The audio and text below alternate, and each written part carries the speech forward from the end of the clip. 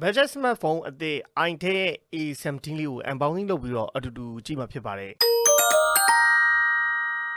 iTel A70 ပါ 3128GB ကို 2,300,000 ဝန်းကျင်နဲ့ဝယ်ယူရရှိနိုင်မှာဖြစ်ပါတယ်။ Virus Spec တွေရောဒီမှာကျွန်တော်တို့အကျန်းဘူးမှာရေးပေးထားရပါတော့ 6.6 inch IPS LCD 720p resolution နဲ့ကြည့်ရမယ် 30 megapixel HD camera 5000 mAh battery Type C port နဲ့လာမယ်။ Now T603 processor သုံးထားတယ် side mount fingerprint ပါမယ်เนาะကျွန်တော်တို့ကြည့်အောင်ပါ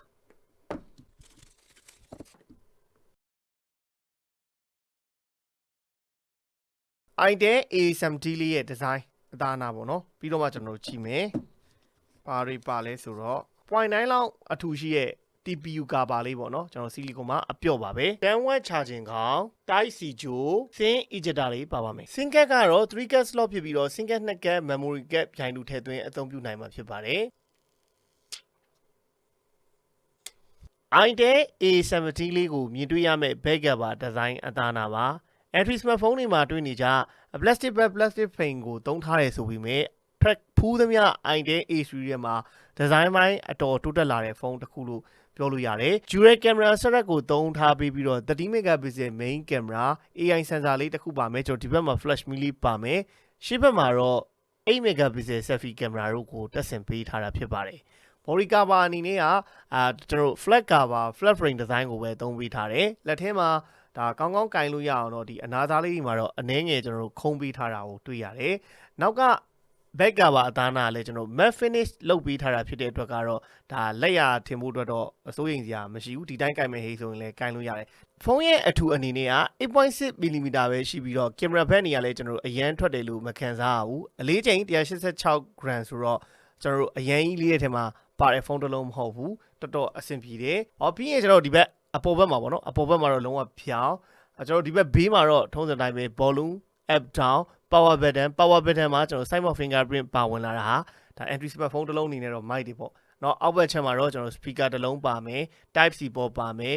mic ပါမယ် 3.5mm audio jack ပါမယ်ကျွန်တော်ဒီဘက်မှာတော့ sense slot လေးထည့်ပေးထားတာတွေ့ရပါတယ် display အနေနဲ့ကတော့ 6.6 inch IPS LCD ဝယ်သုံးပေးထားပြီးတော့ 720p resolution နဲ့ပဲကျွန်တော်တို့ကြည့်ရမှာဖြစ်ပါတယ်ဆက်လက်လေးလောက်လိုက်ရအောင်ပါအဲ့တော့ကျွန်တော် iTel A70 ကိုဆက်လက်လုပ်ပြီးမြင်တွေ့ရမယ့်အနေထားပါเนาะကျွန်တော် brightness ကတော့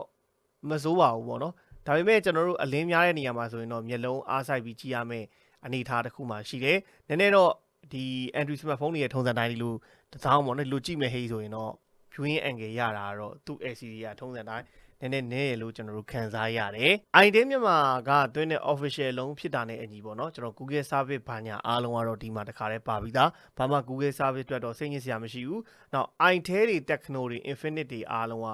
နောက်ထပ်တစ်ခုကောင်းတာကကျွန်တော်တို့ဒီပုံမှန်အလုပ်ငန်းအတွက်သုံးမယ်ဟိတ်ဆိုရင်ဖုန်းခေါ်ဖို့အတွက်သုံးမယ်ဟိတ်ဆိုရင် call recording တစ်ခါတည်းပါတယ်အတန်ဖမ်းနေသည်လို့မအော်ဘူးပါဒီဖုန်းတွေရဲ့အားသာချက်လို့ပြောလို့ရတယ်ဒီကောင်ကတော့ဒီကျွန်တော်တို့ဒီ Android smartphone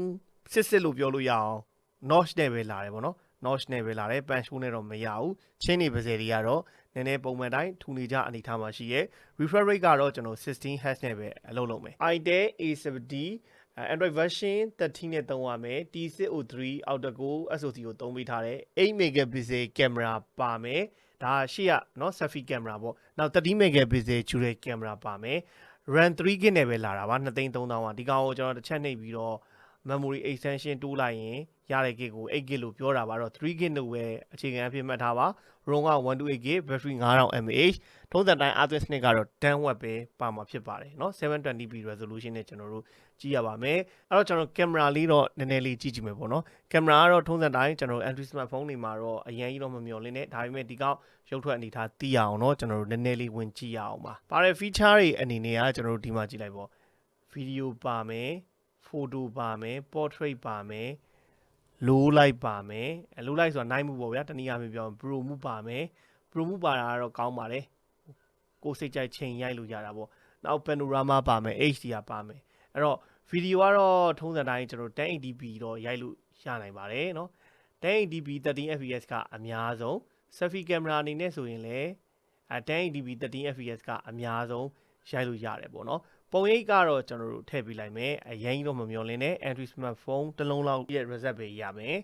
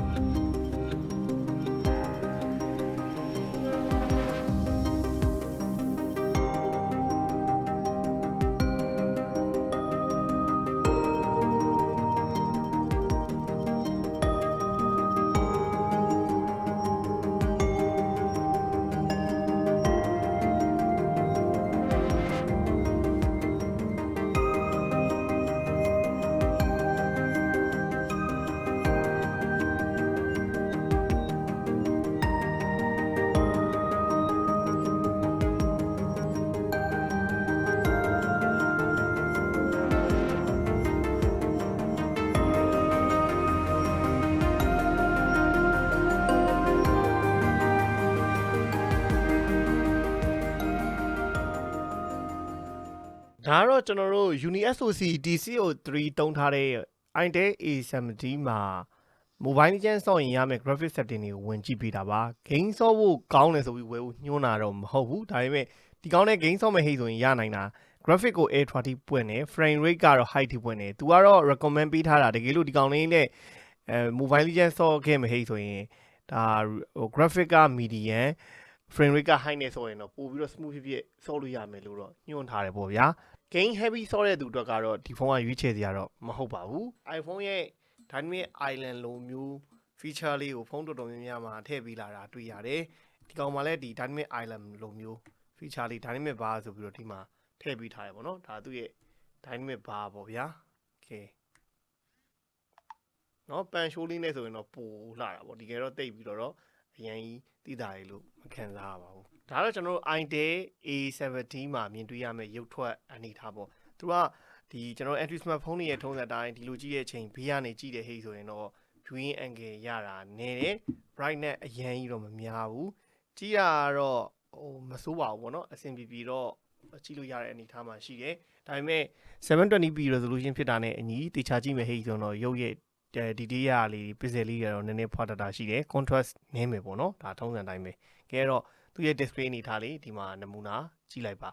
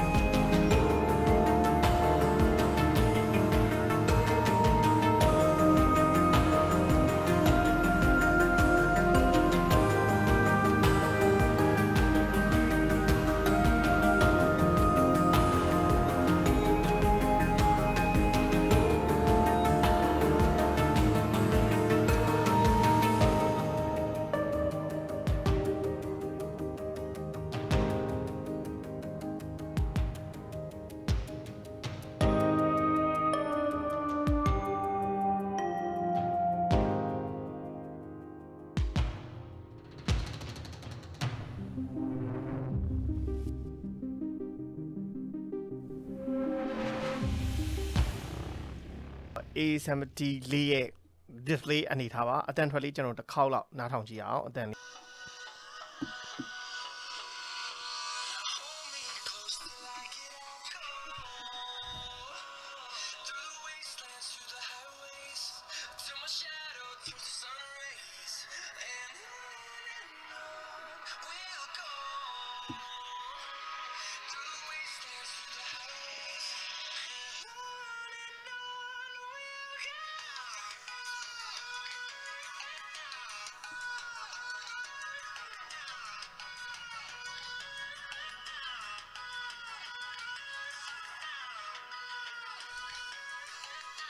ကဲဒါတော့ iTel A70 လေးရဲ့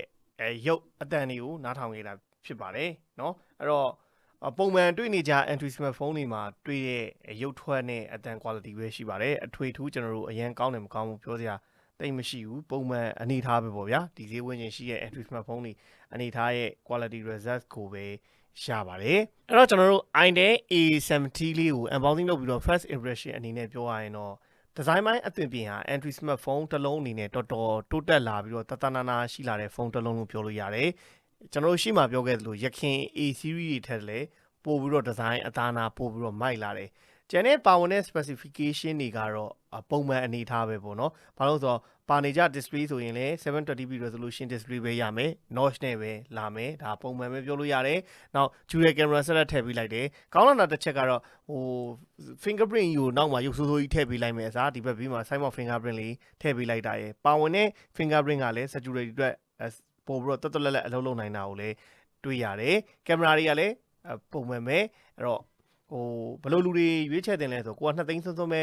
သုံးမယ်2သိန်းကျော်ပေါ့နော်2သိန်း3000ဝန်းကျင်ပဲသုံးမယ်ဆိုတဲ့သူ128GB ဆိုတော့ဗျာ storage ကအများကြီးဆိုတော့ဗီဒီယိုကြည့်မယ်ဘာညာလူကြီးသုံးမယ်ဟေ့ဆိုရင်တော့တချင်းထည့်ထားနိုင်မယ်ဆိုရင်တော့ဒါအဆင်ပြေပြေသုံးလို့ရတဲ့အနေအထားရှိတယ် game ဆော့မဲ့သူတွေကတော့ဒါရွေးချယ်တဲ့ဖုန်းမဟုတ်ဘူးပုံမှန်ကျွန်တော်တို့ဒီ Google service တွေ